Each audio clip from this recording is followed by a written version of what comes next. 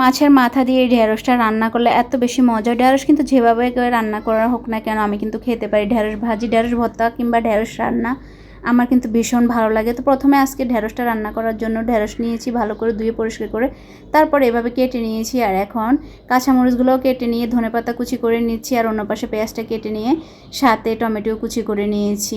এইভাবে রান্না করলে ঢেঁড়সটা কিন্তু খেতে ভীষণ ভালো লাগে, আর এই গরমে কিন্তু সবজিটা একটু বেশিই ভালো লাগে। তো সবগুলো উপকরণ কেটে নেওয়ার পর এখানে আমি প্যানে তেল গরম করে দিয়ে দিচ্ছি ঢেঁড়স আর পেঁয়াজ কুচি, হলুদ গুঁড়া এবং পরিমাণ মতো লবণ দিয়ে ভালো করে একটু নেড়ে ছেড়ে নেওয়ার পর এ পর্যায়ে আমি এখন দিয়ে দিচ্ছি এখানে লাল মরিচের গুঁড়া দিয়ে আবারও বেশ কিছুক্ষণ কষিয়ে নিয়ে পরিমাণ মতো ঝোল দিয়ে, ঝোলটা যখন ফুটে আসবে তখন দিয়ে দিচ্ছি আগে থেকে ভেজে রাখা তেলাপিয়া মাছের মাথা আর দিয়ে দিচ্ছি টমেটো। এভাবে রান্না করলে ঢেঁড়সটা খেতে এত বেশি মজা লাগে, আর বাসা সকলে কিন্তু অনেক বেশি পছন্দ করে এই ঢেঁড়স রান্নাটা। পেট শান্তি মন শান্তি। লাস্টে দিয়ে দিচ্ছি ধনেপাতা কুচি। সব ভালো থাকবেন, আল্লাহ হাফেজ।